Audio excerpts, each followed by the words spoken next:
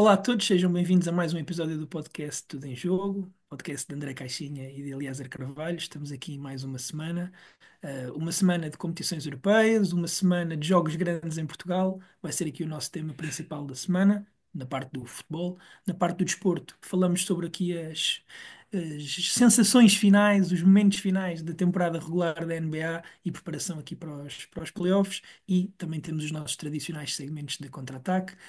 Desde já dizer que o nosso podcast está no YouTube e no Spotify, estamos também presentes no TikTok e no Instagram, portanto acompanhem a página, vamos sempre colocando atualizações e vídeos, portanto quase todos os dias, quando conseguimos, e aqui no Spotify e no YouTube todas as semanas. Antes de começarmos, nos nossos segmentos de contra-ataque, nunca me deixarias avançar isto sem falarmos do De Bruyne, não é? Obviamente, obviamente. A semana passada falámos do Muller, esta semana temos de falar do grande Kevin. Eh, eu acho que o Kevin De Bruyne, que também a princípio não se sabe se vai se reformar, mas como fizemos a semana passada, ou seja, ele está tão associado a um clube que quando ele sai desse clube, o que importa, o que é que vem a seguir, qual é que é o próximo episódio, porque é como se fosse uma reforma. A cidade de Manchester, a parte azul da cidade de Manchester está quase de luto. É verdade. E eu não, exato, eu não podia não falar do Kevin De Bruyne, porque o Kevin De Bruyne é dos meus jogadores favoritos de sempre, não é? Não só de que eu via jogar, mas de sempre mesmo. E o que faz o Kevin De Bruyne ser dos meus jogadores favoritos de sempre é uma coisa que eu sempre gostei muito e sempre prestei muita atenção em atletas de todas as modalidades, que eu acho que é a qualidade mais importante que um atleta pode ter, que é a necessidade de ser perigoso sempre, não é? E o Kevin De Bruyne eu acho que é um jogador que no seu auge, quando pegava a bola nos últimos 40 metros e se calhar até no seu auge mesmo máximo, quando sempre que ele pegava a bola depois do meio-campo, ele é um dos jogadores mais temidos do mundo, porque ele podia fazer qualquer coisa. Podia fazer um passe longo de ruptura, podia fazer um passe curto, rasteiro, bola a meia altura, alta, cruzamento, remate cruzado, remate fora da área com os dois pés, podia bater um livre, bater um canto, com uma precisão milimétrica, penaltis, não interessa, não importa. O Kevin De Bruyne tem uma capacidade no seu auge de inteligência de decisão no último terço única, ímpar. Eu acho que ele perde simplesmente para jogadores que são génios. E o que eu acho impressionante nele é que ele não é um gênio. Eu não acho o De Bruyne um gênio. Ele não é um Messi, ele não é um Neymar. Mas mesmo assim, ele conseguiu voar a patamares muito parecidos com estes. É um jogador que não ficaria de todo mal no seu prime ter tido uma bola de ouro, por exemplo, mas não conseguiu alcançar isso, se calhar até mais por questões coletivas do que propriamente individuais.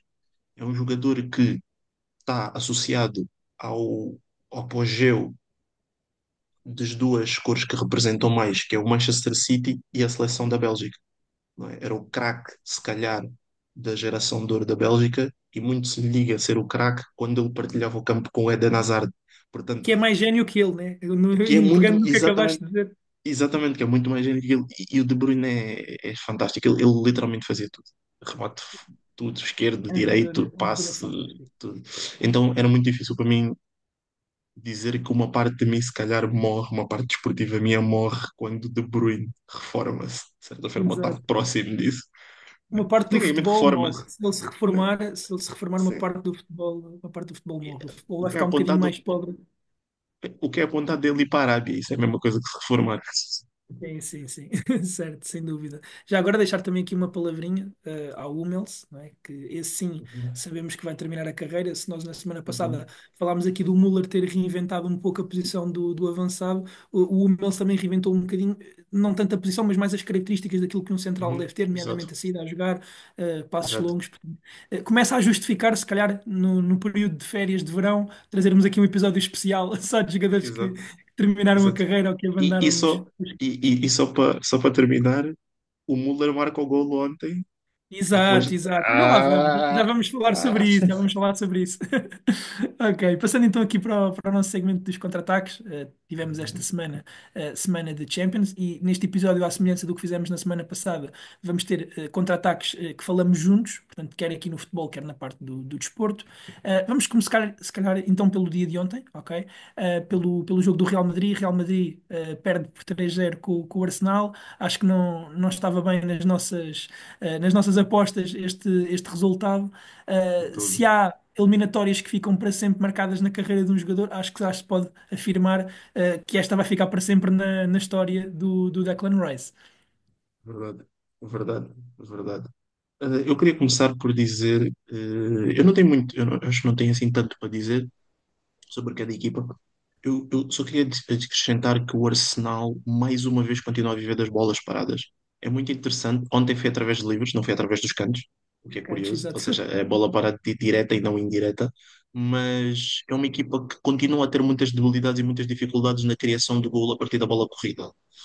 Apesar Exatamente. de ter dominado o jogo por completo, principalmente a segunda parte, eles fazem o terceiro golo, ok, em bola corrida, mas vamos ser sinceros, que o golo do Merino é um golo que se calhar ele marca a cada 10 remates, ele se calhar marca 4 e o Courtois defende um deles. Portanto, aquilo não é um remate fácil, de fácil execução, é um remate muito difícil, que eu não acredito que se calhar acontecesse ou entrasse assim tantas vezes, o que demonstra uma certa incapacidade do Arsenal de se traduzir em golos as suas exibições.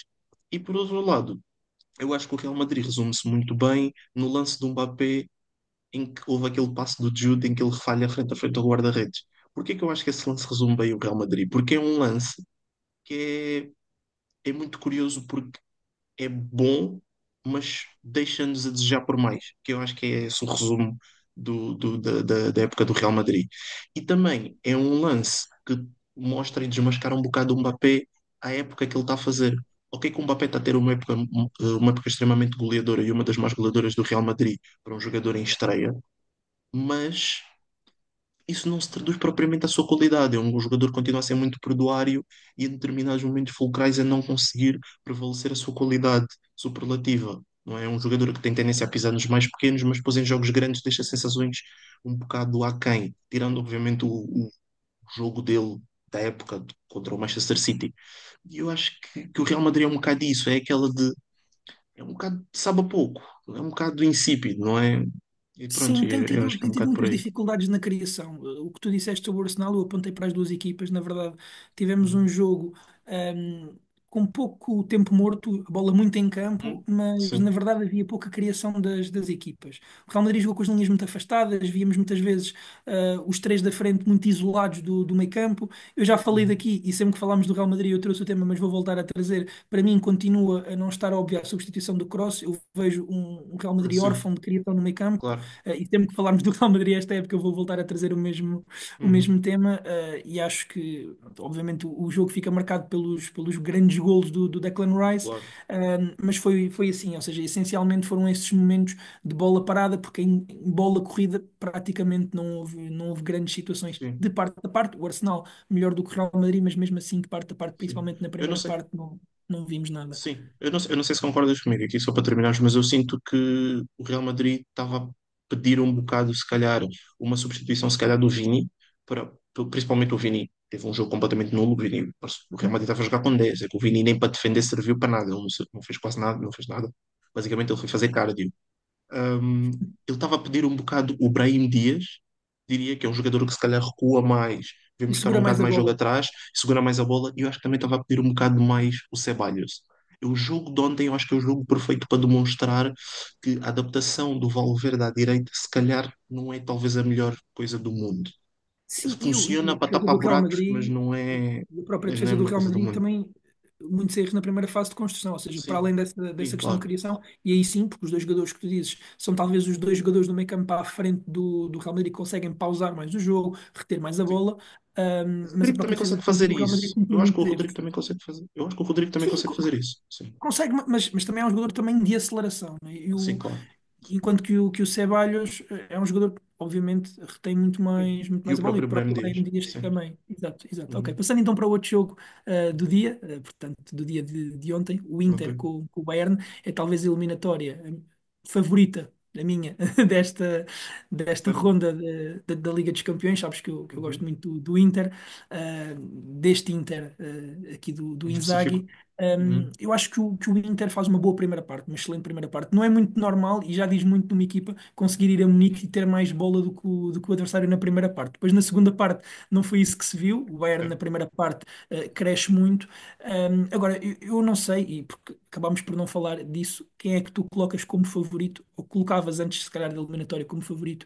Eu A tinha o Inter. Inter como favorito, Óbvio. sim, A Inter, então, não só obviamente. porque eu acho que o Inter é mais equipa, em termos coletivos, mas também por causa das ausências que o Bayern tem, né? E o Bayern vai a jogo sem Coman, sem Davies, sem Musiala, sem o Neuer, sem Pavlovic, sem o Upamecano. Ou seja, se eu já acho que o Inter é uma equipa coletivamente melhor do que o Bayern quando estão ambas a 100%, mas aí o Bayern tem individualidades que podem fazer a diferença, sem estas individualidades, nomeadamente, por exemplo, o Musiala, que é um jogador fantástico, e que acaba por ser um grande desequilibrador, eu acho que o Inter é uma equipa extremamente favorita. A eliminatória continua em aberto e se calhar dos quatro jogos é o que está mais em aberto, mas acho Sim. difícil, sinceramente, o Bayern conseguir dar a volta em Milão a este resultado. Sim, eu também acho muito difícil. O Inter é uma equipa. Eu tenho de enaltecer o trabalho do Inzaghi, não é? Ou seja, o Inter é talvez a equipa da Europa com maior versatilidade e maior imprevisibilidade nos quatro momentos de jogo, não é? Ou seja, com a posse ofensiva, a posse defensiva, em transição ofensiva e transição defensiva. E é uma equipa Exato. extremamente reacionária, que é exatamente o que eu uso como tom de crítica ao Bayern. Ou seja, o Bayern estava a perder 1-0 e eu não sentia aquela fome, aquela garra de ir atrás do resultado que a equipa bávara costuma demonstrar, principalmente em casa. Atenção, e isto é muito interessante, e isto é muito interessante porque nós podemos criticar várias vezes o Bayern por várias questões, até por, eu diria até uma certa imaturidade da própria equipa, mas eu acho que é bom. Eu acho que é bom porque, mesmo com estas críticas todas que demonstram uma grande margem de progressão, esta equipa já é melhor com o Company do que o que era com o Tuchel. Portanto, ela estando melhor e estando muito mais competitiva com o Company do que era com o Tuchel e tendo tanta margem de progressão, eu acho que são sinais extremamente positivos, independentemente da possível eliminatória para a Inter. Portanto, Sim, eu acho que é um ano também um bocadinho sim, de transição. E isso que tu falavas um exatamente. bocadinho desta falta de maturidade vê-se no próprio momento em que o Bayern até faz uma segunda parte boa e tem muita Uhum. criação. Ou seja, essa parte de ir atrás do resultado, eu concordo, mais na primeira parte, na segunda, acho que a equipa procurou Sim, mais sim. o jogo, mas marca e passado 3 minutos sofre logo o 2-1. Ou seja, Exato. uh, acaba por não conseguir materializar isso e perder em casa uma primeira mão nunca é muito bom, nunca é muito bom sinal E na, logo na para uma Champions. equipe, e logo para o Inter, que é se calhar das oito equipas, não sei, diz-me tu se concordas, mas eu diria que das oito equipas que ainda estão na competição é talvez a equipa mais consistente. Sim, sim, é Portanto, capaz de ser, é capaz de ser.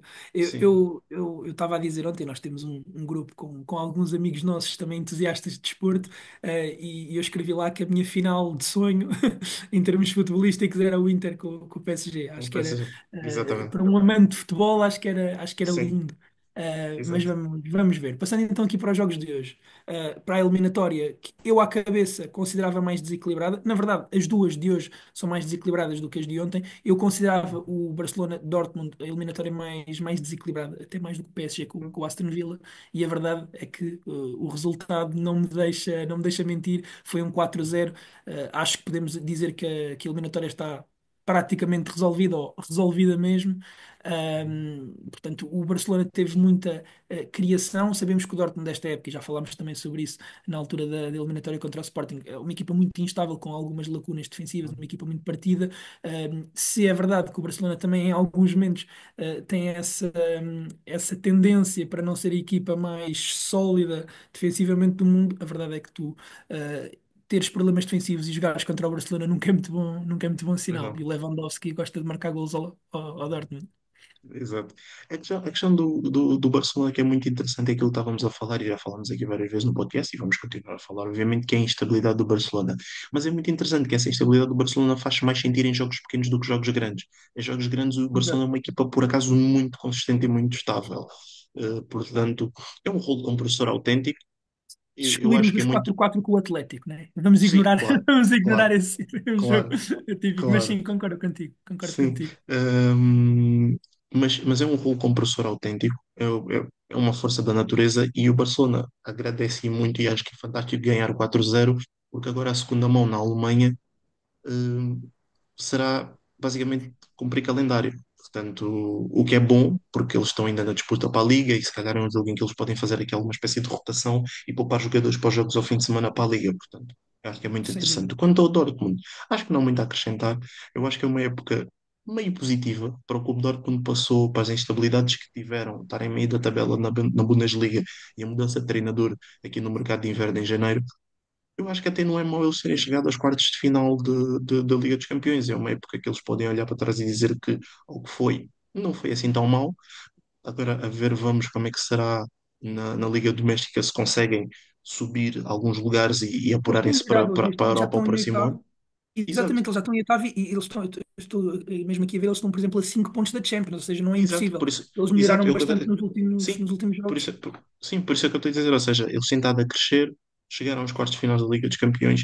A Europa não está de todo longe. Portanto, eu acho que era muito interessante para o Dortmund conseguir alcançar isso. E não é de todo uma época perdida ou uma desilusão em termos futebolísticos. Sim, sem dúvida. Em relação aqui ao Barcelona, e só para rematar aqui o tema, eh, já se falámos, e já se falou e já falámos bastante aqui também no podcast do trio da frente do Barcelona, não é? A nossa geração, ao longo dos últimos anos, acompanhou vários trios, né? À cabeça, o MSN, BBC, aqueles trios do Barcelona e do Real Madrid. Outros trios também ficaram icónicos, nomeadamente o de Liverpool mais recentemente, né? Mané, Salah, Uhum. Firmino, do Bayern, Robben, Ribéry, Lewandowski.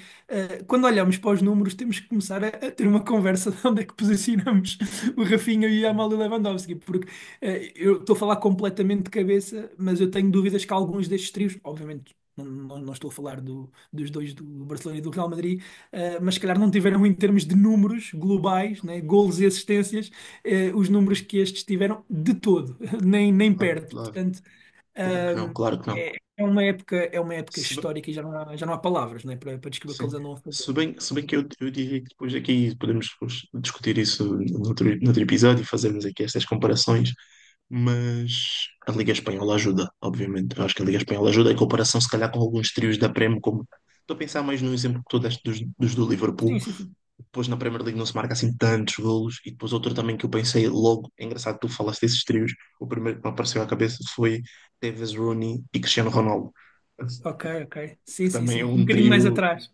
Um Exato, um bocadinho mais bocado mais atrás. atrás, exatamente. Certo, certo. É. Boa, boa.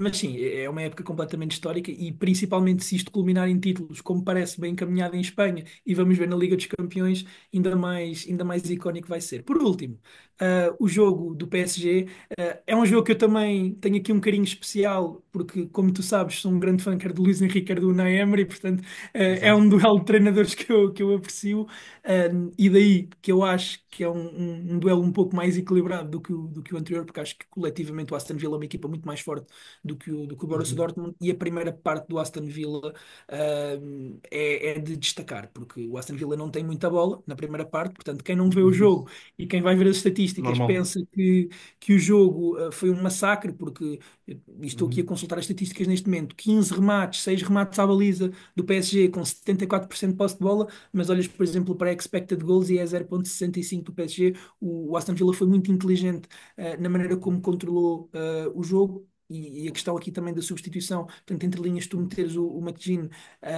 em vez do Asensio e depois o primeiro gol, que acaba por ser esta pressão justamente aqui do McGinn sobre o Nuno Mendes que dá o gol, mostra que o Unai Emery continua a ser um treinador muito inteligente na preparação a jogos, principalmente quando são jogos a eliminar, e o PSG acaba depois por resolver a eliminatória na segunda parte. Já agora, bela finalização do Nuno Mendes à ponta de lança, e pronto, e à partida também vai acabar por ter aqui uma eliminatória mais tranquila. Tenho algumas dúvidas que o Aston Villa consiga reverter este resultado em casa.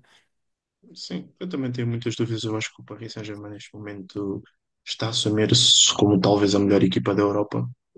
Olhar de frente para o Barcelona em termos de futebol jogado, e se calhar o Luís Henrique começa aqui a fazer alguns guiões e a fazer aqui algumas cargas de ombros para entrar em conversas como os melhores treinadores da Europa esta época, e se calhar talvez o melhor treinador da Europa esta época. Exatamente. Eu acho que é muito por aí. Quanto à questão do Aston Villa, é muito interessante estar a ver o progresso do Aston Villa. Em termos domésticos, esperava se calhar assim um bocadinho mais. Se fizéssemos uma aposta época passada, se calhar as pessoas achariam que o Aston Villa pudesse estar onde o Nottingham Forest está, não é? Este Mas ano, está na assumindo, luta pela Champions. sim, Está está na na luta luta. pela Champions, mas estou a assumir, atenção, assumindo na projeção de uma equipa que fosse encostar ao Big Certo. Six fora do Big Six, não é? Se calhar a sétima equipa que nos vem à cabeça à data de hoje é o Aston Villa. E também eu faço das palavras do Dortmund as palavras do Aston Villa em termos da Champions. É extremamente bom, extremamente positivo o Aston Villa estar a chegar aos quartos finais da Liga dos Campeões, principalmente com um treinador que é especialista em competições e eliminar. Sim, sim. O ano passado se calhar, foi uma época muito boa em termos domésticos. Estava-se na dúvida um bocado como é que eles iam conseguir, né, equilibrar aqui a Champions e a Liga, exatamente porque eles não têm uma profundidade de elenco assim tão grande. Reforçaram-se muito no mercado de janeiro exatamente por causa disso.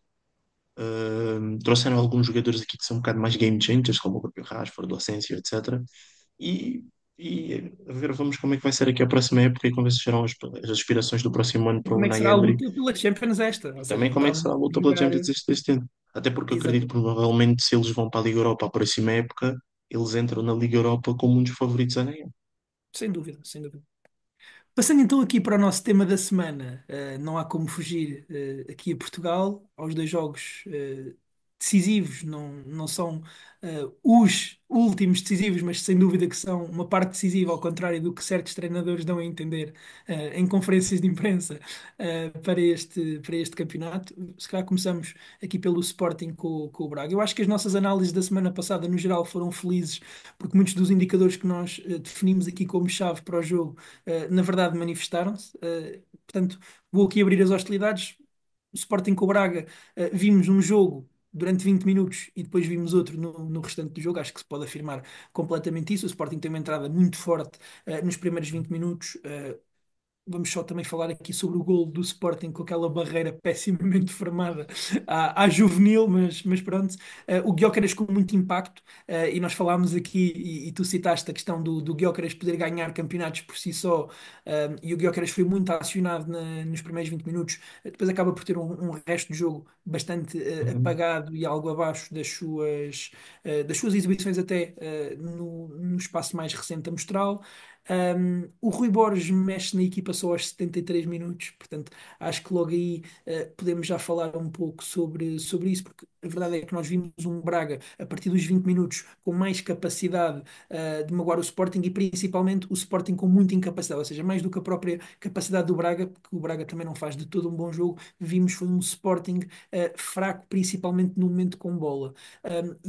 O primeiro ponto aqui de análise que eu tenho é que o Sporting acaba por não mexer, ou só mexer muito tarde, e deu uma sensação que o Sporting nem tentou alterar a equipa de forma a ter mais bola, nem alterou a equipa de forma a proteger-se de eventualmente não estar a conseguir ter a bola. Ou seja, acabou por não fazer nada, nem para a frente, nem para trás, e ficou ali naquele meio termo estranho. E a verdade é que depois o Braga acaba de forma natural, não tanto por seu mérito, mas mais por demérito do Sporting, Uhum. por chegar ao golo. Quais é que são aqui as primeiras análises, as primeiras conclusões que tens a tirar deste jogo? As primeiras conclusões que eu tenho a tirar é que o Sporting continua a ser uma equipa perduária, não é? Continua a ser uma equipa perduária em determinados momentos em que a superioridade que o Sporting cria e impõe na primeira parte acabam por não se traduzir num resultado relativamente vantajoso, o que depois acaba por não lhes dar uma gordura confortável para os declínios exibicionais da segunda parte. Hum, não é? Mais uma vez, uma discussão ad nauseam, que estamos fartos de falar e vamos continuar a falar sempre, que é as segundas partes do Rui Borges e do Sporting e o E aqui, declínio mais do que a segunda parte, foi logo a partir dos 20 minutos, ou seja, nem foi só uma questão da segunda sim, parte. sim, é verdade, é verdade, mas eu acredito que depois a questão dos 20 minutos a seguir, ou seja, a segunda metade da primeira parte, se podemos assim dizer, Uhum. também foi um bocado mais a reação aqui do Braga, porque o Sporting não estava assim tão mal em termos exibicionais. Eu acho que a segunda parte é que foi mesmo um declínio autêntico. O Sporting teve circunstâncias e podia ter ido para o intervalo a ganhar por mais de um gol. eu ainda tenho dúvidas, diz-me se concordas comigo ou não. Eu ainda tenho algumas dúvidas sobre a questão do Gyökeres estar literalmente a 100%. Parece que há determinados momentos ele ainda se poupa, ele não morde assim tanto, não está muito agressivo na recuperação à perda, não desce para ajudar a equipa a defender. Ou seja, eu acredito que é um jogador que está-se a poupar e se calhar até tem instruções mesmo, não sei, não sabemos, não estamos dentro do clube, mas tem instruções para se poupar, para depois estar o mais fresco possível, exatamente para aquelas arrancadas físicas e fortes que ele faz até no primeiro golo, que é Sim, anulado, não é? concordo, Ah, concordo, exatamente, concordo. portanto, eu tenho aqui algumas dúvidas. Supostamente até já saíram notícias de que o Pote, muito em princípio, irá voltar. Exato. O, Já o Sporting vimos continua. O fotos Sporting dele, portanto, já continua. deve ter saído do cativeiro onde eu Isso, tenho nos últimos isso, meses. isso é Já vimos verdade. fotos, o que já é uma melhoria. Exatamente. É uma equipa que tem estado a receber aqui os jogadores conta-gotas e foi uma das análises que foram feitas aqui quando nós tivemos a verificar quem é que era o claro favorito para ganhar o título nos episódios atrás, que era a questão de como é que o Sporting vai receber estes jogadores, em que ritmo é que estes jogadores voltam e que impacto é que eles irão ter, até porque o impacto de muitos destes jogadores, que não, uma coisa que não dissemos na altura, mas o impacto de muitos destes jogadores será visto em primeira mão com um treinador novo. Ou seja, portanto, Sim. como é que o próprio treinador irá adaptar estes jogadores que estavam ausentes, que pronto, não estavam dentro dos treinos, não faziam parte das dinâmicas da equipa e etc. Portanto, a ver, vamos. Sim, As estou sensações curioso são como é muito que o, más. eu As estou sensações curioso são como é muito que o más. Pote vai regressar. Acho que Uhum, esse teu ângulo é muito importante, porque nós, na verdade, ainda não vimos como é que o Rui Borges, ou a melhor forma que o Rui Borges poderá utilizar o Pote. uhum, E esta questão dos jogadores a conta-gotas é importante. Na altura do episódio passado, portanto, na antevisão, eu lancei aqui o meio-campo enquanto espaço decisivo sim, claro. para decidir o jogo. Eu acho que acaba por ser um bocadinho por aí, porque o Yulman voltou e o Yulman não dominou o meio campo, não fez uma exibição Eu acho, eu monstruosa, acho que ele, eu acho que ele mas, dominou. Eu mas vou ser esteve sincero, bem eu acho que ele dominou nos primeiros 20, 30 nos minutos. primeiros 20 minutos. Sim, concordo, concordo, Exatamente, ele dominou por completo o meio campo. E aí aqui mas foi levanto, durante desculpa 30 minutos. interromper, e desculpa interromper, eu acho que aqui volta outra vez a questão de que eu acho que ele também não está 100%. Sim, Também deu-me eu essa também acho. sensação. Eu Deu-me também essa acho, sensação na mas segunda aqui a parte, ele parecia questão. muito cansado e muito fraco fisicamente na segunda parte, principalmente.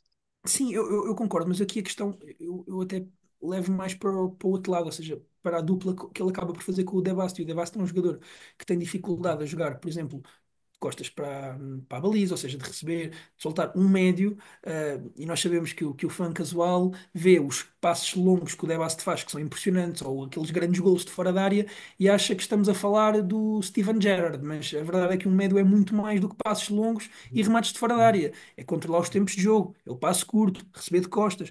Ou seja, a verdade é que o Yulman não é esse jogador naturalmente. E aqui, mais uma vez, um jogador que eu sei que tu gostas e que tu já falaste, que é o Morita, não é?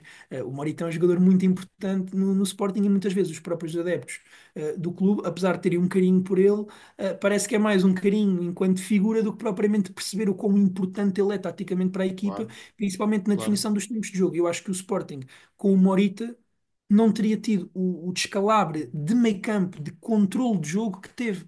Porque o Yulman não é esse jogador, o Yulman é um jogador fantástico, mas não é um temporizador, não é? Não é, por exemplo, um Nico Sim. Gonzalez, fazendo a Uhum. comparação entre os dois melhores Sim. médios da liga no início da época. É um Uhum. jogador que tem outras características e o Debast também naturalmente não é. O Debast é um defesa central. E eu continuo a dizer, e sempre o disse, aqui nos episódios, quem viu todos os episódios vai recordar-se, o Debast para mim é muito melhor central do que médio, principalmente numa equipa Sim. como o Sporting. Eu acho Uhum. que isso se nota. E a verdade é que eu vi a partir do minuto 20, porque lá está, mais uma vez, foi um jogo completamente diferente nos primeiros 20 minutos do restante do jogo. Eu vi um meio-campo do Braga mais forte, em que o Racic e o Moutinho foram superiores à dupla Yulman-De Bast, porque Uhum. casam melhor as características. Eu acho que no meio-campo, principalmente, é muito importante casar as características. Sim, Outra eu acho, coisa, e eu antes de acho que avançarmos aqui. o turning point, e eu, só para completar, eu acho que o turning point do jogo é exatamente, eu já não me lembro em que minuto específico isso acontece, mas tu provavelmente irás te lembrar do lance, porque é o primeiro lance de perigo do Braga, que é Uhum. a forma como o Salazar rouba aquela bola ao De Bast e depois faz o remate certo, fora da área. Ou seja, eu acho que isso é muito. Esse lance diz muito o que é o De Bast. Ou seja, esse lance diz muito o que é o De sem Bast dúvida. e a sua dificuldade de virar com pressão, aguentar, reagir e jogar, se calhar, a um ritmo mais alto. Porque ele é um jogador interessante, se calhar, a um ritmo mais baixo, com uma temporização mais baixa, em que ele tem mais tempo para levantar a cabeça e pensar, numa situação mais dinâmica ele perde a bola ali para o Salazar, em que foi num ato de completa desconcentração, em que ele até depois reclama e pensa que é falta, e depois o Salazar rouba a bola numa situação extremamente perigosa e faz um remate que podia ter sido muito mais eh, perigoso do que o que E foi. podia ter dado gol. Sim, sim, E sem sim, podia dúvida. ter dado gol. Sim, Antes de exatamente. avançarmos para a conferência de imprensa do Rui Borges, que acho que merece aqui um ou dois minutinhos da nossa análise, só para rematar, eu queria também falar aqui do facto do Sporting não ter opções. E o Sporting, por Uhum. opção própria, teve um plantel curto, já falámos sobre isso. Depois, por Mas opção isso não, a culpa própria, não é do Rui Borges. uh, certo, certo, mas é o Sporting. O Sporting, Uhum. por opção própria, acaba por não ter esse plantel longuíssimo. Depois tem muitas lesões e a verdade é que não se reforça no mercado de janeiro, mesmo sabendo que iria ter lesões que não regressariam Ele a tempo. reforça-se, só que o jogador que foi reforçado não joga. Era o ponto que eu ia chegar, que é a não utilização do Biel, ou seja, o Biel não é opção, não se percebe exatamente porquê, ou seja, talvez tenha sido aqui um erro de casting em termos de características, né, daquilo que o Sporting precisava, para o momento. Que a verdade é que ele não encaixa e tu olhas para o banco do Sporting, claro que há sempre a ressalva das lesões, mas se o Biel não conta, então não há opções de ataque. Não E o sei, Sporting eu precisava não de sei. mudanças e não conseguiu. Sim. Eu não sei se não é mais uma situação daquelas de que se calhar é o jogador do diretor desportivo ou do presidente que acha interessante, mas o treinador não concorda, mas é contratado na mesma, então o treinador depois não o mete a jogar porque não é o meu jogador. Não faço a menor ideia, Sim, mas sim, de e facto de merecia uma investigação porque isso é muito esquisito. É muito esquisito. exatamente. Sim, sem dúvida. Vamos então passar aqui para a conferência de imprensa, porque eu acho que a conferência do Rui Borges consegue ser pior do que a segunda parte do Sporting e isso diz muito sobre aquilo que Uhum. foi aqui a conferência de imprensa. Eu sei que há, se calhar, uma parte que tu destacas mais. Eu, para mim, o destaque negativo foi a maneira como ele abordou o Arthur, porque tratar um miúdo de Uhum. 19, 20 anos daquela maneira e ele chamou-lhe trapalhão. Pronto, claro que se calhar a aliteração que os jornais fazem pode não traduzir exatamente o tom com que foi dito, mas ainda assim é uma palavra muito infeliz e tu Sim, claro. não chamas isso a um jogador, mas acima de tudo, o que me passa mais quando ouço as conferências do Rui Borges é que ele não consegue perceber e não consegue entender o que é que aconteceu em jogo, e acaba por não conseguir explicar isso aos adeptos. Uhum. E lá está, ele não consegue explicar porque parece mesmo que ele próprio não entende e ele próprio não interpreta o que é que aconteceu. O que é que tu destacas aqui da conferência do Rui Borges? O que eu destaco a conferência é exatamente a postura dele, quase que complacente com uma certa mediocridade exibicional da equipa, principalmente em segundas partes. O que é muito interessante de analisar isto é que pode-se dizer que não é algo novo, não é? Ou seja, no próprio Vitória, ele já tinha tido situações destas. Ou seja, o Sporting vai buscá-lo ao Vitória, não é como se ele não tivesse um espaço amostral em que ele teve dificuldades de fechar jogos. Portanto, não é uma coisa nova. Parece-me um treinador que não transmite uma certa garra. Ok, que eu percebo que ele não possa dizer que o campeonato está perdido, obviamente. Ele vai dizer que o resultado não muda nada, o que eu não concordo. Eu entendo que ele tenha de ter um discurso semelhante àquele. O que eu não entendo é que ele é o tom com que ele usa esse mesmo discurso e essa mesma narrativa, em que passa quase com uma certa indiferença e para o adepto não me transmite muita confiança. Sim, parece que ele não viu o mesmo jogo que os adeptos viram. E eu acho que isso Exato. é à semelhança Eu de acho que ele não, eu Roberto acho que ele não viu Martínez, os... e tu falaste disso Exato, quando falávamos em exato, off, fizeste essa exato, comparação, lá está. Tem essa semelhança. Parece que os dois não veem o mesmo jogo que nós vimos. E isso é muito exato. importante na relação com os adeptos, né? Porque os adeptos gostam de Sim. sentir E com os próprios identificação com os jogadores. jogadores. E com os E os próprios próprios jogadores. jogadores, sem E com dúvida, os sem próprios dúvida. jogadores. E com os próprios jogadores. sim. Sem dúvida. Bem, o Uhum. campeonato não muda, na palavra de Rui Borges, mas a verdade é que Uhum. pontualmente mudou, e o Benfica agora está na frente. Benfica que está na frente, passando aqui para o próximo jogo, porque tem uma vitória clara, uma vitória esclarecedora sobre o Porto no Dragão, portanto, por 4-1, fez aqui um repeat do que tinha acontecido na Luz. 8-2 no total da eliminatória, se pudermos utilizar assim a palavra. Tu Uhum. tinhas na altura dito 60-40 como favoritismo para o Benfica, eu achava que seria mais 50-50. Continuo a achar que se calhar o resultado do jogo não seria sempre 4-1 se jogassem 10 vezes, Não, não é? Porque não, não, claro que não. cada Claro jogo é que um não. jogo, mas a verdade é que o domínio do Benfica foi claro. Uhum. Eu acho que o golo cedo, obviamente, tem impacto no jogo, e mais uma vez, Não uh, concordo nada com isso. a sério, já lá vamos É, então sim. já lá vamos. Eu acho que Uhum. muda, eu acho que muda, acho que muda Uhum. bastante, porque nós tínhamos falado de um jogo com golos, e a verdade é que o Uhum. jogo teve vários golos, Podia ter tido e eu mais, acho de e ambas as podia ter partes. sido mais, exatamente, principalmente o Benfica, que tem bastantes lances Sim. opostos. Eu acho que muda porque eu vi um Porto muito desesperado naquilo que foram os tempos de pressão. Eu não me Uhum. recordo, já deverá ter havido, mas eu não me recordo, e não é óbvio, tu veres uma equipa que tem 61% de posse de bola e 69% de posse de bola na primeira parte, como é o caso do Porto, e ter tão pouco domínio do jogo. Ou seja, o Porto tem quase Uhum. 70% de posse de bola na primeira parte e não dominou absolutamente nada o jogo. E Uhum. eu acho que não dominou o jogo, porque com bola eu vi um Porto até capaz de, na primeira fase de construção, criar, com depois lacunas na última fase. Uhum. Isto é ponto assente, porque o Porto conseguia ter Uhum. bola, conseguia bater a primeira fase, mas depois não criava, portanto, Se bem na que o última. Porto, eu acho que o Porto também consegue ter um bocado mais bola na primeira fase porque o Benfica recuou muitas linhas. Isso facilita a construção na primeira fase porque logo o terreno sobe. Sim. Sim, mas o Porto foi inteligente e conseguiu encontrar as fugas à pressão, que é uma coisa que muitas vezes não acontece, não só o Porto, mas muitas equipas. Ou seja, vemos muitas vezes as equipas Uhum. que não sabem como fugir e não sabem como bater a primeira Uhum. linha de pressão. E o Porto soube. O que o Porto não conseguia fazer era depois, numa segunda fase, e principalmente nos últimos 30 metros, era completamente inócuo. O Benfica controlava completamente o jogo. Sim, claro. Sobretudo, o Porto estava muito partido e, do ponto de vista defensivo, eu vi uma equipa completamente errónea naquilo que foram os tempos de pressão. E eu acredito que possa ter sido, e mais uma vez, um erro de abordagem ao jogo por parte do Anselmo, e já falámos um bocadinho sobre isso, mas eu acredito que também a ânsia de o Porto ter sofrido o golo nos 40 segundos e de querer rapidamente o golo do empate, e o Porto até reage bem ao golo, porque os primeiros 10, 15 Uhum. minutos do golo sofrido são bons por parte do Porto. Eu acho que mostra muito isso, ou seja, não tanto com bola, mas principalmente sem bola. Eu vi um Porto muito desesperado, e para mim, o ponto-chave da análise ao jogo é justamente esta incapacidade de pressão do Porto, que depois deixava a última fase, e no caso a linha defensiva do Porto, muitas vezes em situações de 1-1.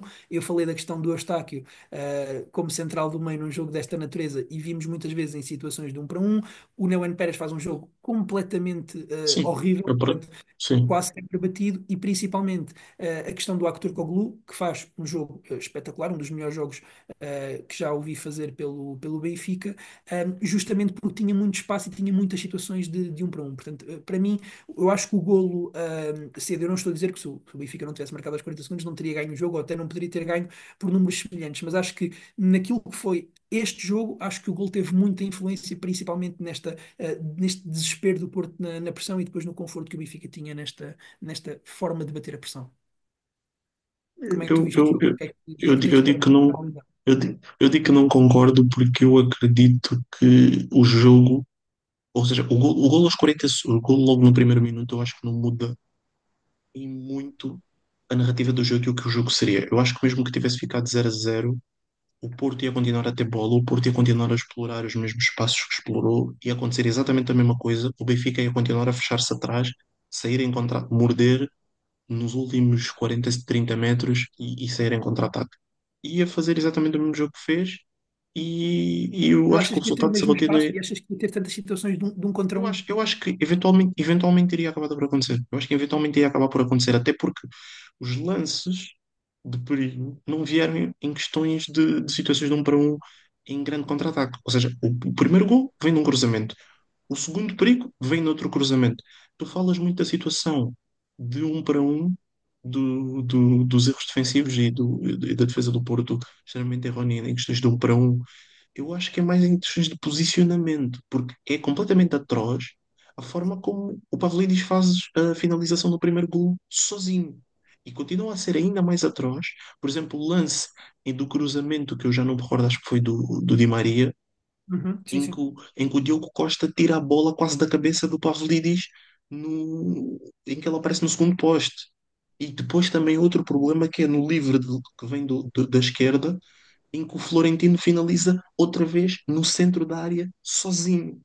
E mesmo Sim, no eu próprio tenho essa segundo gol, nota. e mesmo no próprio segundo gol, só para mim, e mesmo no próprio segundo gol, a carambola que o Florentino faz do remate, que saiu muito mal com a sua perna mais fraca, se o Pavlidis não agarra a bola, o Di Maria está louco atrás dele sozinho.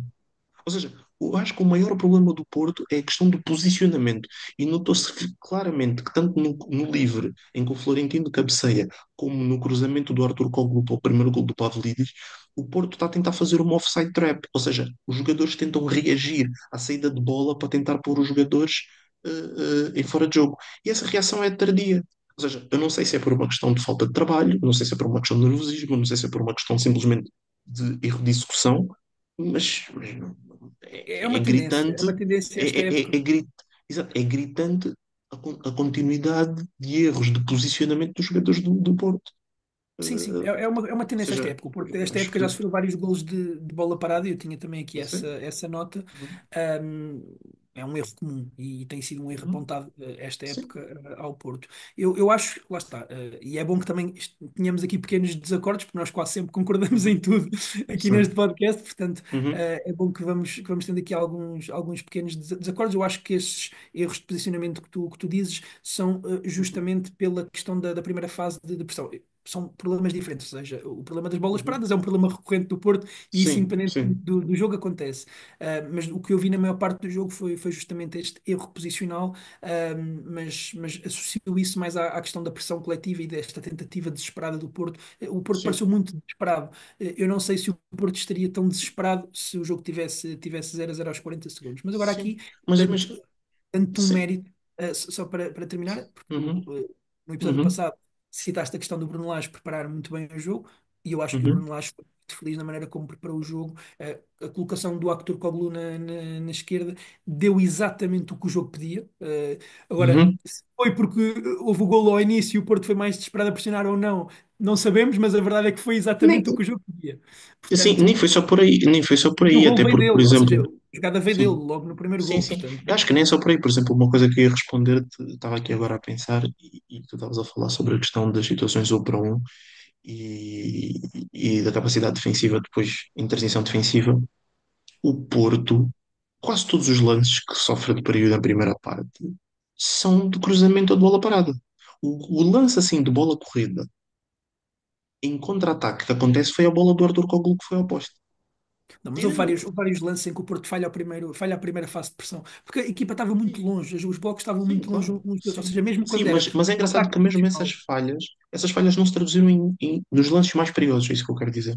Os lances mais Certo. perigosos vieram de ou uma fase de construção um bocado mais lenta, depois que resulta num cruzamento, que é quase como se fosse uma bola parada, não é? Ou seja, uma bomba para a área, ou mesmo feito bola parada.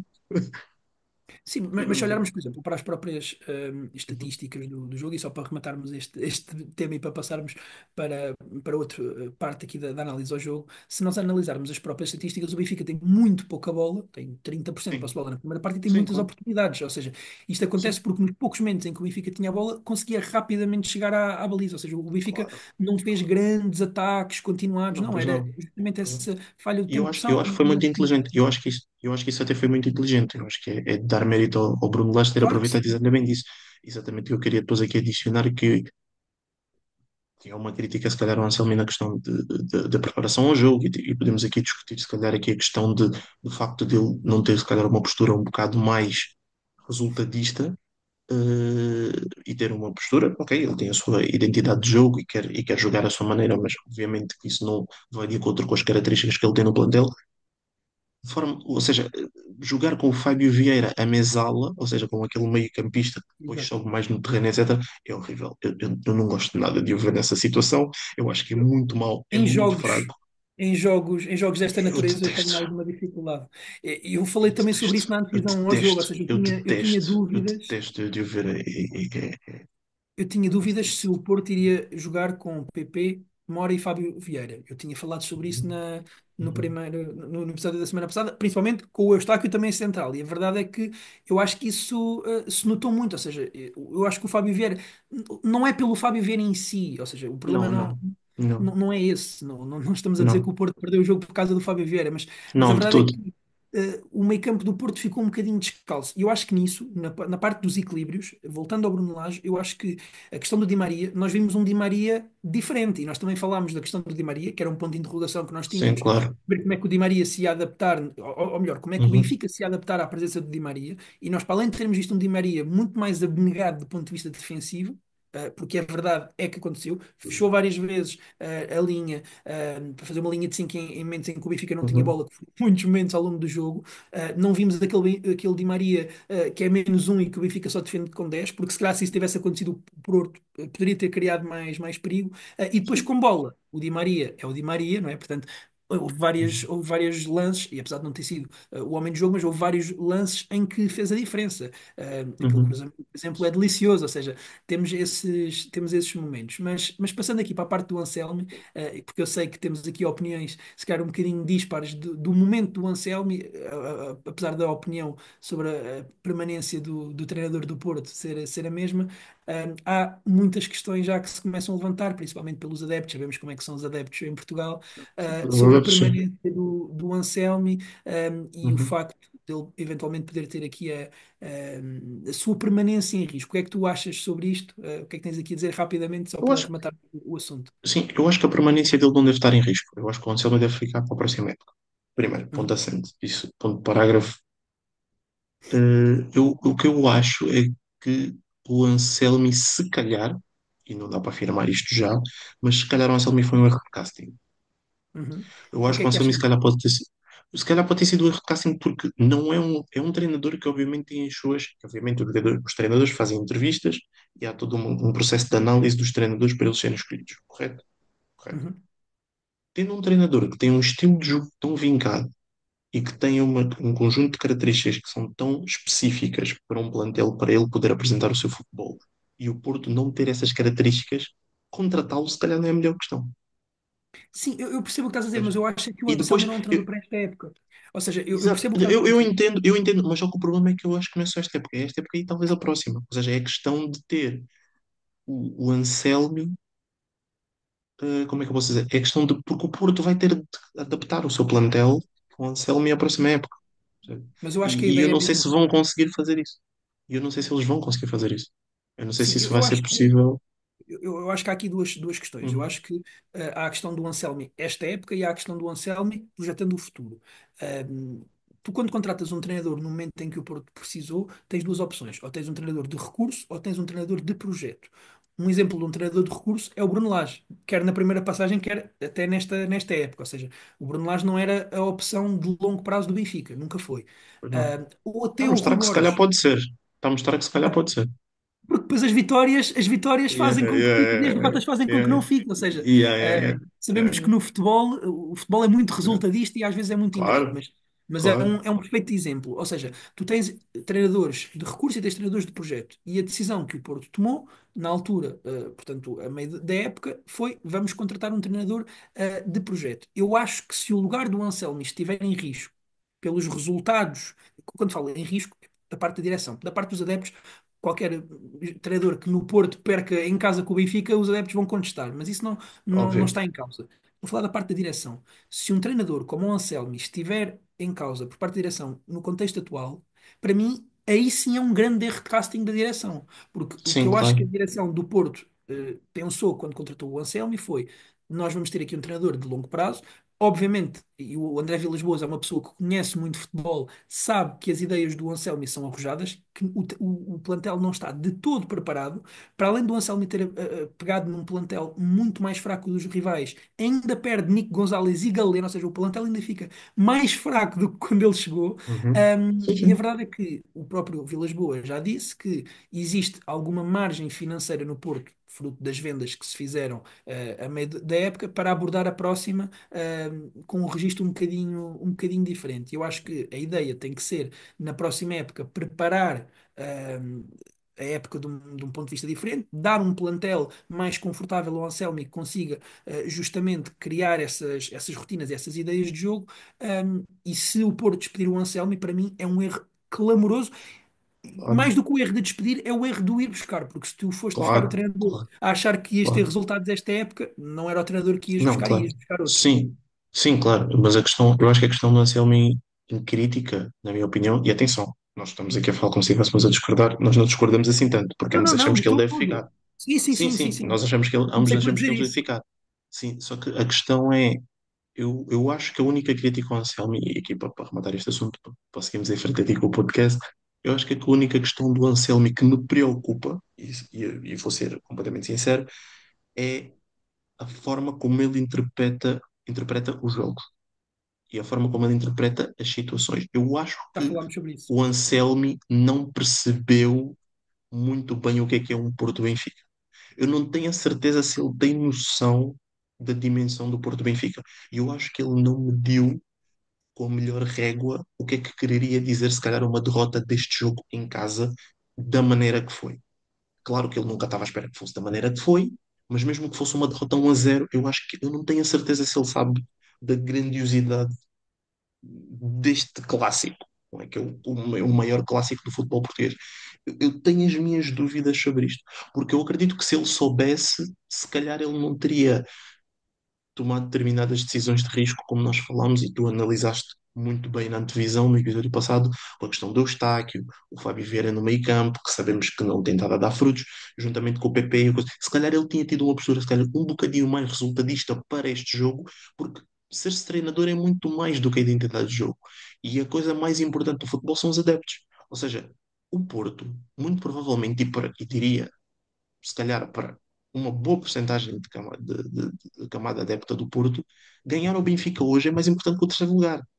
Porque o Porto não se mede com o terceiro ou quarto lugar. O Porto mede-se ganhando o campeonato. E não ganhando o campeonato. Se calhar preferem ganhar ao Benfica do que ficar em terceiro ou em quarto. Ou Não pelo sei se menos estou-me a não fazer perder por entender. 4-1 e 8-2, né? Ou sim, claro, exato. Não é? Exatamente. Ou seja, nem que fosse se calhar uma vingança de 1-0 depois da derrota que foi da Luz na primeira volta. Ou seja, qualquer coisa. E eu acho que o Anselmi não percebeu isso muito bem. Ele está muito vincado sobre a questão do seu sistema de jogo e isso é tudo muito bonito, mas depois ele esquece do que é mais importante do futebol, que é o que nós falamos e tu disseste muito bem há um bocado. Futebol é resultadista. As vitórias fazem-te ficar e Exato. as derrotas fazem-te sair. E eu não sei se ele percebeu tanto disso. Eu acho que é Sim, mais sim. isso. E eu tenho algum receio dele continuar com esta postura para a próxima época. É mais isso. Mas eu acho que ele vai continuar. Eu acho que ele vai continuar certamente. Eu acho é que para o ano vais ter um plantel mais adequado às suas características, porque o Anselmo é um bocado. Eu não lhe vou chamar um romântico, porque ele não é um romântico e ele até é um treinador que às vezes consegue ser pragmático, mas ele é um jogador que confia muito nas suas ideias. Ou seja, dificilmente vais ver o Anselmo a abdicar das suas ideias, porque é isso que o caracteriza. Mas eu acho que é isso que Sim, que o levou o Porto a acreditar nele. Ou seja, se o Porto sim, acreditou no projeto dele, se o Porto definiu o perfil dele enquanto o perfil certo, não faz sentido passar 2 ou 3 meses mudar. Agora vamos ver, e obviamente nenhum treinador é de ferro, e se para o ano a situação continuar assim, obviamente o nosso discurso também já vai ser diferente. Eu acho é que claro, nós em Portugal, não só em Portugal, mas principalmente em Portugal, temos muita. A primeira opção é sempre despedir o treinador, não é? E às vezes esquecemos que, por exemplo, o Ruben Amorim no primeiro ano, na primeira metade da época que faz no Sporting, fica em quarto. O Jorge Jesus, por exemplo, antes de fazer a run histórica no Benfica, teve para ser despedido e o Cardoso a apontar-lhe o dedo na final da Taça de Portugal na cara. Ou seja, às vezes é preciso dar tempo ao tempo e deixar os treinadores sim, trabalhar, claro. e isso às vezes em Portugal Sim, falha muito. Mas pronto. sim. Passando então aqui para outros desportos, nem só de futebol se faz o nosso podcast, e para o nosso segmento aqui do Contra-Ataque trouxemos o GP do Japão, não é? Uhum. Mais um grande prémio na Fórmula 1, tivemos o terceiro da temporada e acho que posso falar por toda a gente que viu a corrida quando digo que não foi a corrida mais entusiasmante de sempre. Portanto, até agora Horrível. tivemos três vencedores em três corridas, mas poucas ultrapassagens, na verdade. Dentro do top 10, acaba por haver apenas uma mudança da qualificação para a corrida, e até agora tem sido um bocadinho isso, a tendência, naquilo que tem sido esta temporada, não é? Portanto, à exceção da Austrália, em que houve algumas movimentações, mais por causa Uhum. da chuva do que propriamente. Uhum. Por causa da corrida em si ou dos pilotos. Sabemos que o ar sujo tem tido aqui bastante peso, os carros cada vez maiores, em algumas pistas também têm causado aqui algumas dificuldades nas Uhum. ultrapassagens. A verdade é que temos visto aqui um bocadinho uma época em que parece que se define quem ganha a corrida ao sábado, não é? E não ao domingo. E eu acho que o Max Verstappen ganha a corrida no sábado, quando ele faz aquela volta de Sim. qualificação espetacular, histórica, não é? Com aquela última curva, em que ele ganha não sei quanto tempo. Ou seja, é uma coisa extraordinária. Eu acho que se diz muito no sábado, quem tem ganho depois a corrida no domingo. Eu acho que o Antonelli, mais uma vez, para destacar, com uma corrida muito sólida. O Max Verstappen, já para não falar desta temporada, quem tem ficado com a pole tem ganho corrida. O Max converte 80% das poles em vitórias, portanto, isto diz muito o Também com facto os de. que teve. Certo, ok, certo. Vamos E com, contextualizar. e com a falta de companheiros de equipa que teve. Mas ainda assim é sempre de frisar, Sim, 80%. claro, Não é de claro, deitar, claro, não é de deitar fora. claro. O que é que tu destacarias aqui neste grande prémio que não foi o mais entusiasmante de sempre? O Max, obviamente, o destaque máximo é o Max, né?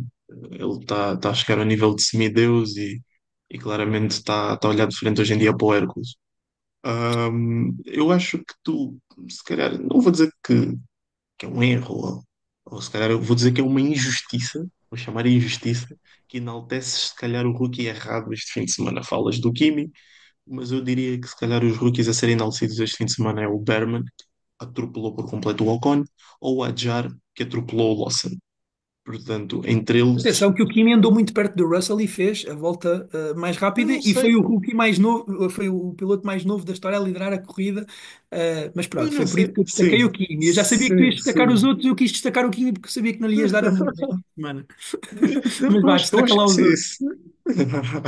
Mas a questão do Kimi, eu vou ser sincero, eu ouvi esse argumento de que, não, ele agora está mais perto do Russell, porque o Russell geriu a corrida. Certo, Eu certo, acho mas que, ele andou eu acho bem, que o ele andou Russell geriu a rápido, corrida. Sim, não, ele o foi Kimi anda rápido. sempre rápido. O Kimi anda Mas sempre vá, rápido. destaca lá o Berman e o Adjar, Claro, o Berman que acabou aqui nos pontos, obviamente com a Haas, que é um carro que tem estado assim com altos e baixos, mais uma vez. que, sim, exatamente, e o Adjar pisou por completo o Lawson, que à partida parecia que, ou pensava-se que iria ter um fim de semana mais forte, por estar agora a ir voltar para o Racing Bull, que é um carro mais fácil de conduzir, mas deixo já aqui uma previsão que eu leio a minha surpresa deste fim de semana agora no Bahrein. Eu acho que o Lawson vai ter um fim de semana relativamente forte. Mas, mesmo assim, ele conseguiu ganhar o Tsunoda, portanto, Na qualificação. na Certo. qualificação, claro. Na Isso era o grande qualificação. prato, um dos pratos Exato, quentes deste fim de claro, semana, né? Portanto, claro. o Lawson, Sim, eu não sei se no último episódio nós chegámos a falar sobre isso, acho que foi o fora de jogo, salvo o erro que eu te sim, trouxe, sim, tinha acabado de exato. começar a falar De- disso, né? Era o prato exatamente que quente, eu era tinha acabado aqui, de falar. Exato. exato, aí É, do Lawson para sim. a Racing Bulls e, portanto, sendo aqui Uhum, promovido o Tsunoda para a Red Bull, se calhar está na hora de começarmos a trocar de carro, né? Pelo menos para a qualificação. é Será verdade. que o Verstappen, se estivesse no Racing Bull, ainda dava mais avanço? É bem provável, é bem provável, pois é bem provável. Mas sim, mas não há muito a destacar. Claro que, obviamente, se calhar o assunto maior, antes até do que o Max Verstappen, eu arriscaria dizer, mas acho que é um assunto que é para ficar para outras núpcias, como se costuma dizer, que é aqui a questão da irresponsabilidade da McLaren e a falta de capacidade de decisão e aqui a incapacidade deles de definição de uma estratégia alternativa para contra o Max e a sua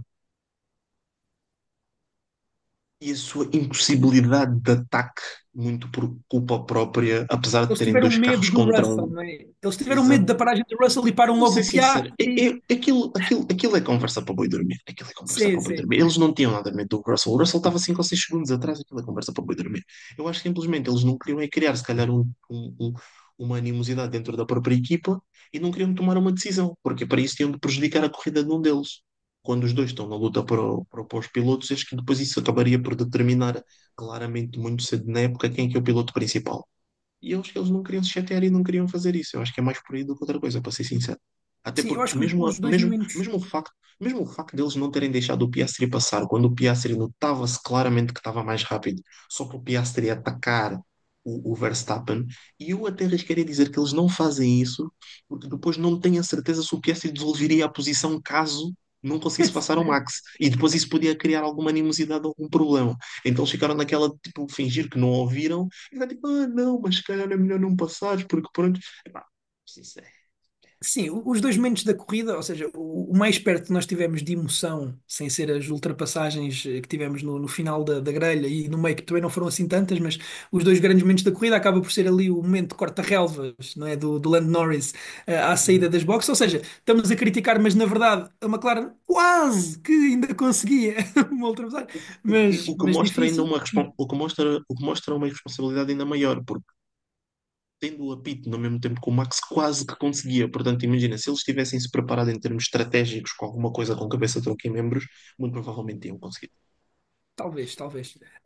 E pronto, e depois foi também esse momento que já citaste aqui do Piastri estar mais rápido do que o Lando. Isso era evidente, dele achar que conseguiria chegar ao Verstappen. Não, não sei, tenho algumas dúvidas que se conseguiria ou não, mas a verdade é Acho que que não. mais que o Lando certamente ficaria perto, né? Porque só estava a andar mais rápido que o Lando, mas a opção da McLaren foi não aceder Uhum. a esse desejo. Mas vamos ver, esperemos que as próximas corridas Sim, sejam um bocadinho melhores sim, do que esta, né? Na sim, verdade. sim. Agora, só para terminar, um fun fact interessantíssimo, que eu não sei se tu sabes. Nunca ninguém, mas acredito, nunca ninguém, e nós podíamos fazer um poll, acredito, com 1000 pessoas, nunca ninguém iria pôr o Ocon e o Stroll no top 10 do campeonato de pilotos depois de 3 corridas. O Certo, o Stroll Ocon acaba e por o beneficiar Ocon, muito dos Ferrari na última, né? sim, claro, Mas sim. mas mesmo assim, os dois estão no top 10. Eu acho que também estás Muito. a compará-lo, atenção, eu não sei se estás a querer subtilmente compará-los, eu acho que o Ocon e o Stroll são bem diferentes, Não, não, mas não, percebo. sim, sim, sim. Estou só a dizer por causa dos carros que têm e do que se antevia, não é? Nunca na vida acho que ninguém pensaria que os dois poderiam estar com tantos pontos agora, não é? Mas acho, só, isto não é um fora de jogo, é só sim ou não. Berman fica à frente do Ocon no final da época? Não. Ok, eu acho que sim, mas a gente depois já volta, já volta. Eu não estou a ver ele a conseguir 10 pontos. O que o Ocon fez com o carro que eles têm. Vamos ver, vamos ver. Mas pronto. Vamos ver, fica para a análise futura. Passando então aqui Sim. para o tema principal do desporto, temos Uhum. o basquetebol americano ao rubro. Este fim de semana tivemos aqui o final do March Madness e já te dou aqui o teu minutinho para falares sobre isso. E também a fase final da NBA. A NBA vai ocupar aqui um Uhum. espaço grande no episódio nas próximas semanas, né? Porque temos os playoffs a iniciar. Antes disso. A equipa de Cooper Flag foi eliminada nas meias finais, não é? Portanto, a equipa de Uhum. Duke. E tivemos aqui uma final bastante disputada. No geral, foi aqui uma Final Four interessante. O que é que aconteceu nesta Final Four? Para os telespectadores que não ouviram, para os nossos ouvintes que não acompanharam, o que é que aconteceu este fim de semana? O que aconteceu simplesmente, imagina, nós temos de separar primeiro em duas coisas muito rápidas, que é a parte dos homens e a parte das mulheres. A parte dos homens, que arriscaria dizer que é menos interessante, e é uma coisa que acho que é algo que tem de fazer aqui uma adenda muito rápida e enaltecer, que é o college de basquetebol americano é talvez o único desporto coletivo, a única divisão do desporto coletivo, eu arriscaria se calhar dizer no mundo, em que o setor feminino é muito mais interessante que o masculino. e é muito mais sonante no próprio Estados Unidos. Isso Também deve-se pela por muitas questão, também questões, pela questão delas poderem ficar mais tempo, já, ficar já mais falámos tempo, sobre sim, isso. Sim, sim, com sim. mais continuidade, etc, etc. Exato. Mas acho que é sempre interessante enaltecer, que é sempre muito mais giro. Epá, por Talvez a parte dos homens, ginástica, talvez a ginástica artística também é um bocadinho sim, diferente, mas sim, provavelmente sim, também mas não é tem tão essa. mainstream. Estava a falar mais em desporto Sim, assim, sim, tão sim, mais, sim. mais mainstream. Sim. Certo, Mas sim, certo. mas basicamente o que aconteceu no dos homens foi o Cooper Flag ficou um bocado aquém, infelizmente, não é? Que é o maior prospect agora da Liga da NBA para a próxima época. Claramente a primeira pick do draft do próximo ano, equipas a fazer tem tudo para o ter. Ele a ficar aquém e basicamente o que os Houston o que os Gators, ou seja, os Florida Gators fazem na final aos Houston Cougars, os Cougars fizeram aos Blue Devils, não é? Que é a questão de Exato. deixar a equipa adversária estar a mandar no jogo e estar a liderar da maioria, durante a maioria do tempo e depois perder o jogo no final. E isso é muito interessante. O Cooper Flag, mais uma vez, teve a chance aqui de dar a vitória à sua equipa. Esta época ele já teve quatro momentos desses, eu não sei se tu sabes, ele já teve quatro momentos desses e ele a Uhum. não ser clutch. Ou seja, em quatro desses Exato. momentos ele tem quatro turnovers e um lançamento falhado. Ou seja, nas outras três vezes que ele teve quatro turnovers, porque ele nunca conseguiu realmente fazer sequer um shot. E agora finalmente conseguiu fazer um shot e quase foi um airball. O que depois aqui está-se a levantar muitas questões sobre a sua capacidade aqui de ser clutch e etc. Hum, Infelizmente, e aqui um fun fact, não sei se tu sabes, mas o Cooper Flag junta-se a uma lista enorme de grandes nomes sonantes dos Blue Devils, não é? Dos Duke Blue Devils, que nunca ganharam um campeonato, como o Grant Hill, o Zion, com o R.J. Barrett, o J.J. Redick, que é o novo, que é o treinador dos Lakers, que é o líder em pontos dos Blue Devils, o Jason Tatum, o Brandon Ingram, e etc. Ou seja, há vários nomes sonantes desta equipa que nunca ganharam aqui um título, apesar de ser uma das equipas mais históricas do college masculino, e Duke já não ganha há 10 anos e Porque vai também continuar muitas sem vezes, lá ganhar. está, os Uhum, melhores talentos que têm acabam por ficar menos tempo e acabam por depois ir uhum, para o banqueiro, por uhum, exemplo, também é outro exemplo, uhum. não, não sei Outro, se outro citaste. exemplo? Não, não te citei, mas sim, Ou eu até seja, sabia, é sim, mais sim, sim. à semelhança de Kentucky, por exemplo. Uhum. Exatamente, exatamente. Exatamente. E pronto, e todo o mérito e parabéns aqui aos Gators pela vitória extremamente tirada quase a ferro, não é? Aqui aos Cougars, que são uma das melhores equipas defensivas do college de sempre. No setor das mulheres, basicamente resume-se em um nome, ou em dois nomes, que é Paige Beckers, que é a melhor jogadora se calhar, ou segunda melhor jogadora, tipo, em comparação aqui com a Juju Watkins do college, mas obviamente a melhor jogadora sénior, porque vai para a WNBA e é a futura, também como o Cooper Flag, a primeira escolha do draft. Tem aquela run histórica contra o USC dos 19 pontos seguidos, dominou por completo o Final Four, vai ser obviamente a melhor jogadora do Final Four feminino e entra aqui numa lista de nomes impressionantes de UConn, como a Nafisa Collier, a Brianna Stewart, a Maya Moore, que também são jogadoras que passaram por UConn e ganharam um título, ou pelo menos um título. E aqui a Paige Beckers também consegue ganhar. Depois de ter perdido uma vez, que ela perde, é engraçado, a primeira final de NCAA que o UConn perde.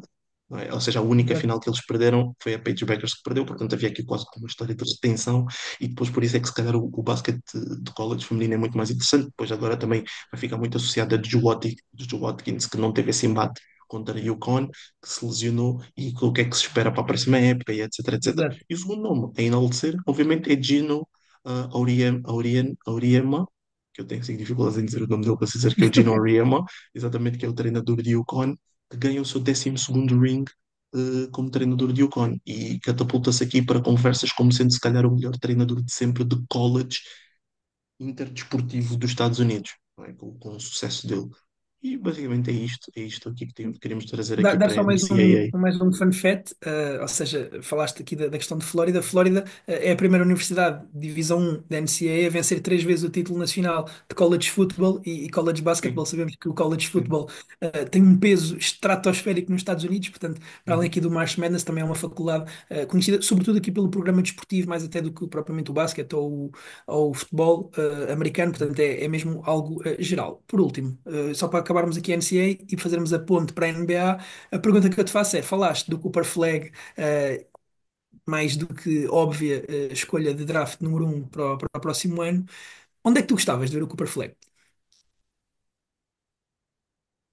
Isso é uma pergunta difícil. Eu sei que não estavas à espera desta. Isso é uma pergunta difícil. Ahm, Onde é que eu acho que ele vai calhar ou onde é que eu Não, gostava de onde o é que ver? tu gostavas de o ver? Onde é que tu gostavas de o ver, para o ano?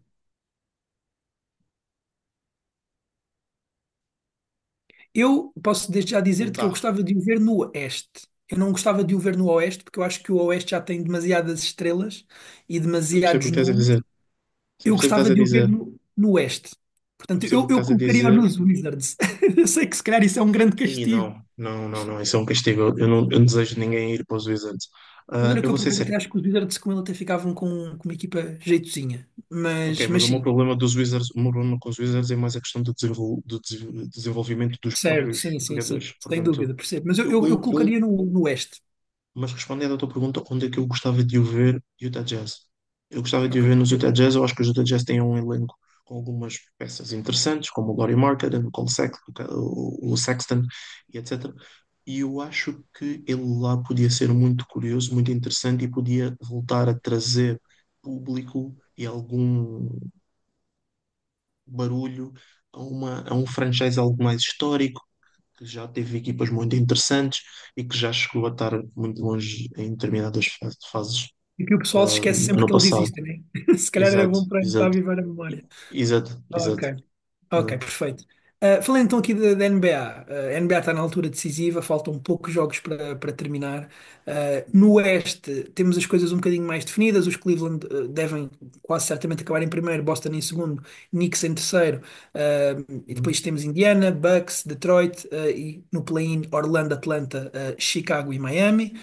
No Oeste está uma embrulhada, que é uma palavra que tu gostas de utilizar, está uma embrulhada total, ou seja, temos aqui as coisas muito ao rubro. Os Oklahoma certamente ficarão com o primeiro lugar, portanto, isso também já se sabe.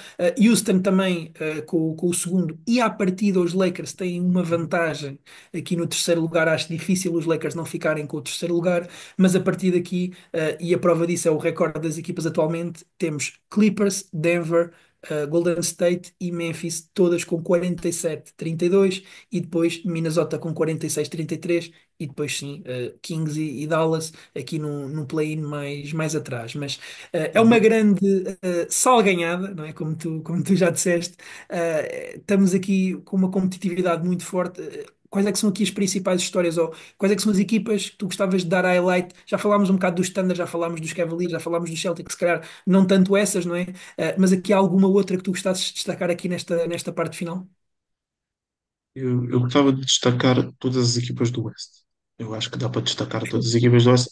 Eu acho Todas. que o take pode se estender e pode ser interessante até aí. Obviamente não iremos estender, até porque, como tu já disseste, eh, o basquetebol e os playoffs da NBA serão obviamente, um tema fulcral no nosso podcast nas próximas semanas e vamos ter tempo para falar de todas as equipas a fundo. Mas eu acho que é muito curioso que dá para enaltecer quase todas as equipas do Oeste até a 8 seed, que neste momento é Uhum, os Timberwolves, porque todas as equipas têm pelo menos argumentos ou jogadores que são game changers o suficiente para se calhar dar aqui o carry à sua equipa numa série, não é? Ou uhum, seja, à melhor de sete. E tal como o LeBron James já disse isso várias vezes, e é interessante que ele vai dizendo isso cada vez mais, que é uma posse pode mudar uma eliminatória por completo. Ou seja, a equipa pode perder uma eliminatória por causa de uma posse e não por causa de um jogo, mas sim por causa de uma posse. sem E a dúvida. questão de talento no Oeste é tão grande que eu até diria que às vezes até nem se calhar nem é só uma posse, não é?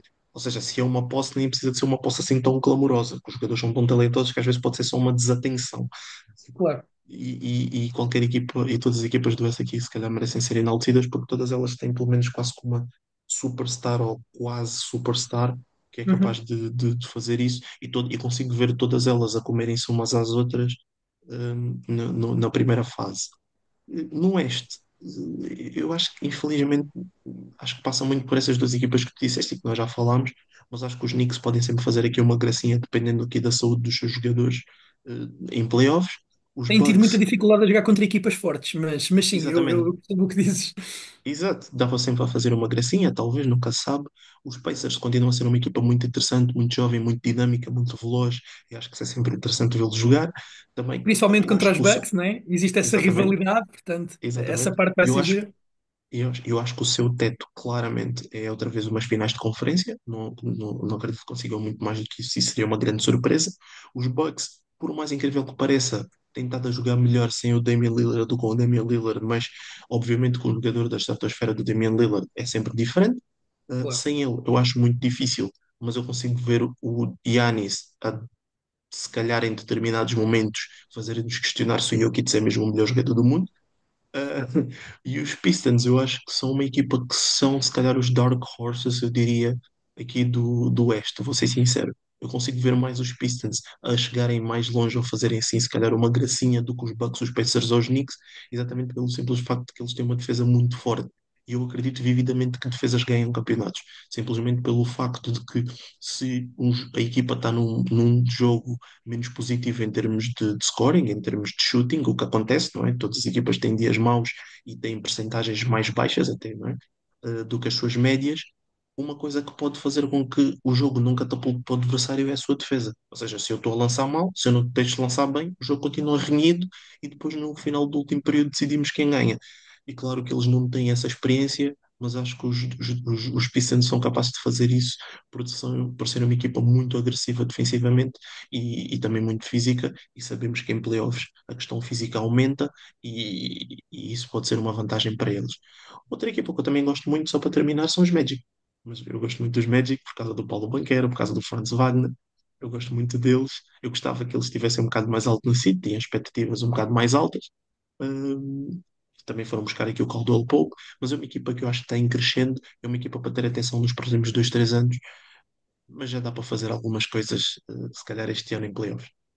Sim, pois a questão é que depois provavelmente levam com os Celtics logo na primeira ronda. É Sobre o que verdade. disseste, vou ser muito rápido. Em relação ao Oeste, gosto muito desta série possível Knicks-Detroit. Gosto muito. Uhum, E uhum, Indiana-Milwaukee é sempre cinema. Nos últimos anos tem sido aqui uma uhum. rivalidade. Vamos lá ver se o Giannis se importa com a bola, como aconteceu daquela vez em que a bola de jogo e houve uma grande, Uhum. uma grande confusão. Vamos lá ver como é que isso fica. Em relação ao Oeste.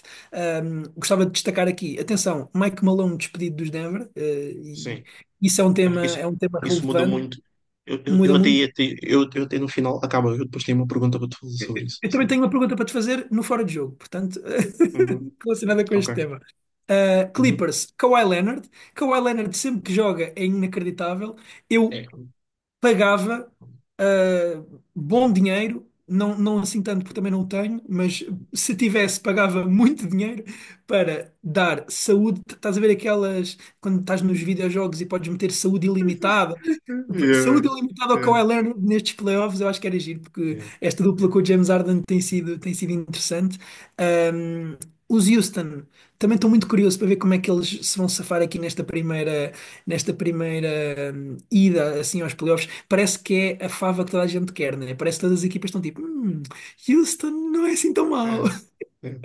Vamos Uma coisa que é ver. muito interessante é que eu sinto que uma fava que também muitas equipas, se calhar, ganham são os OKC, mas isso, se calhar, é conversa para outro episódio. Para outro episódio. Isso eu não acho. Por acaso acho que acho que as equipas estão a fugir aos OKC. Acho que estão a olhar para os Houston com, assim, com aqueles Não, sim, olhos. sim, mas eu sinto que as equipas mais experientes não estão tão preocupadas assim, mas diria que se calhar seria mais os Nuggets se o Mike Malone tivesse, os Warriors e os Lakers. Eu acho que estas equipas estão um bocado mais a olhar naquela de nós temos mais experiência, se calhar isto depois aqui, ou seja, é em casa falamos. Eu acho que estão mais com essa postura. Certo, certo. Eu sinto que essas equipas estão mais com essa postura.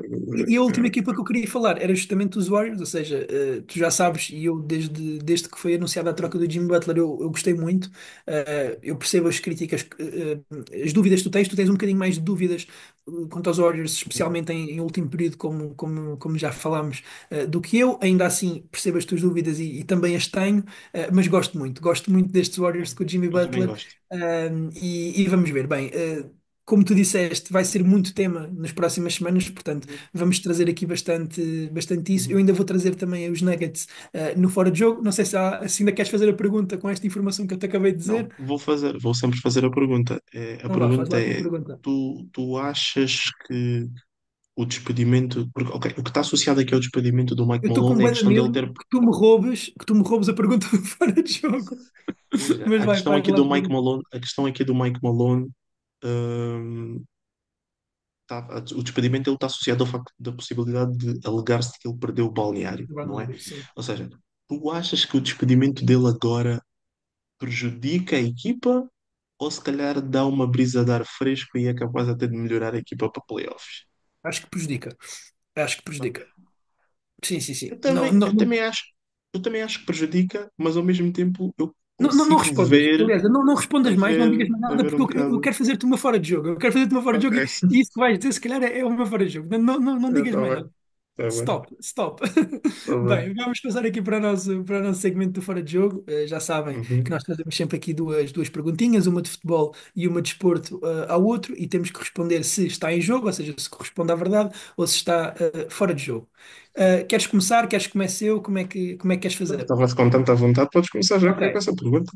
Então pronto, então vamos começar com o desporto. Normalmente começamos com o futebol, mas vamos começar com o desporto. A minha primeira pergunta para ti é: com o despedimento de Mike Malone, os Nuggets estão afastados do título da NBA este ano? Um jogo, óbvio. Em jogo? Sim, claro, é óbvio. Boa, concordamos. É óbvio, Concordamos. é óbvio, é óbvio, é óbvio. É óbvio. Eu acho, eu vou ser sincero, eu acho que eles já estavam algo afastados mesmo com o próprio Mike Malone, por causa aqui não só da lesão do Murray, mas também por causa aqui de algumas questões defensivas e a equipa estar assim um bocado inconsistente e não estar a praticar o melhor basquetebol, apesar de terem disparadamente o melhor jogador do mundo. Mas eu acredito que agora com o despedimento as coisas ficam ainda um bocado mais atrozes, porque fica assim se calhar uma sensação de indecisão.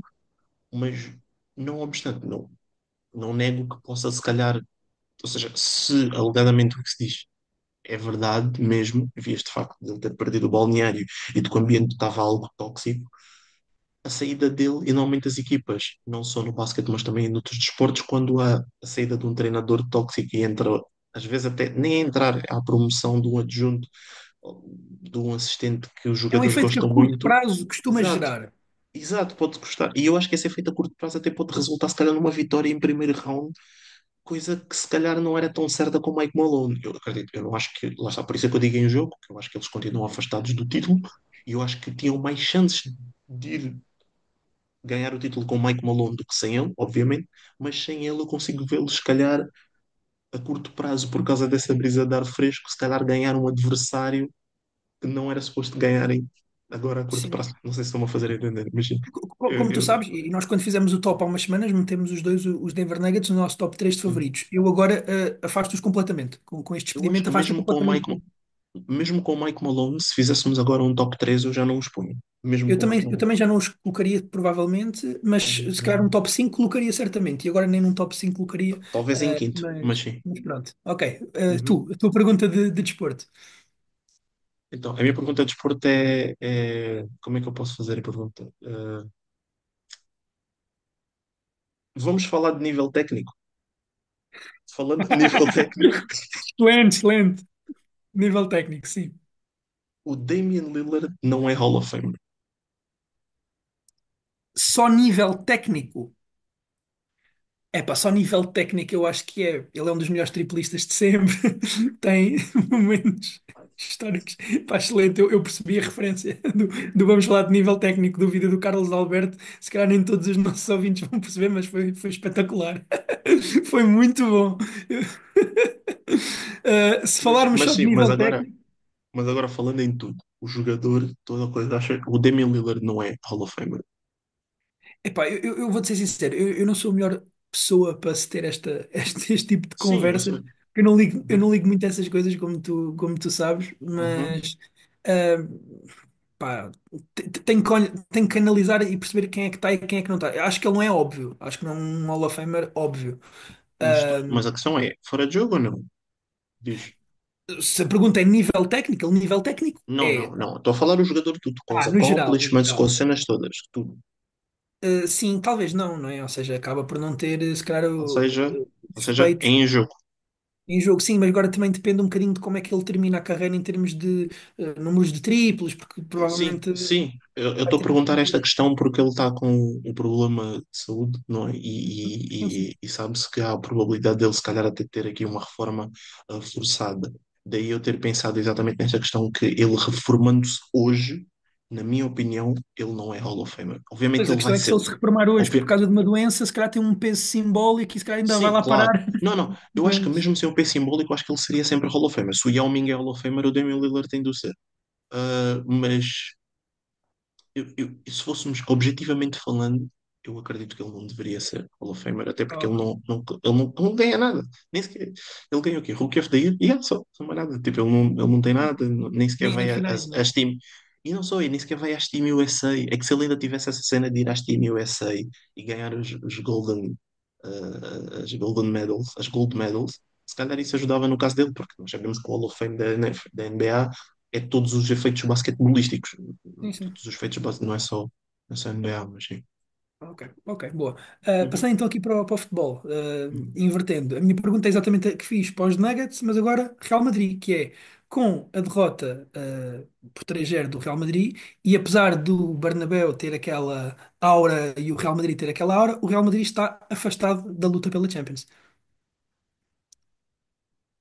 Eu não sou a melhor pessoa, tu perguntares isso quando. Esse, esse take eu trouxe porque eu sei que tu tens uma opinião muito particular sobre o Arsenal e tens uma opinião muito particular Eu sobre o não Real Madrid. sou, Portanto, eu não sou a eras a melhor pessoa pessoa para perfeita. perguntar isso. Eu não sou a melhor pessoa para perguntar isso quando é sobre o Arsenal, para ser sincero, mas eu vou dizer fora de jogo. Eu vou dizer fora de jogo porque simplesmente eu acho que não dá nunca para retirar o Real Madrid da conversa. E não, mas quando nós já vimos equipas a fazer essas recuperações, como o Liverpool há uns anos fez ao Barcelona, como O a Barcelona fez ao Roma, PSG. sim, o Barcelona fez ao PSG, a Roma fez ao Barcelona também.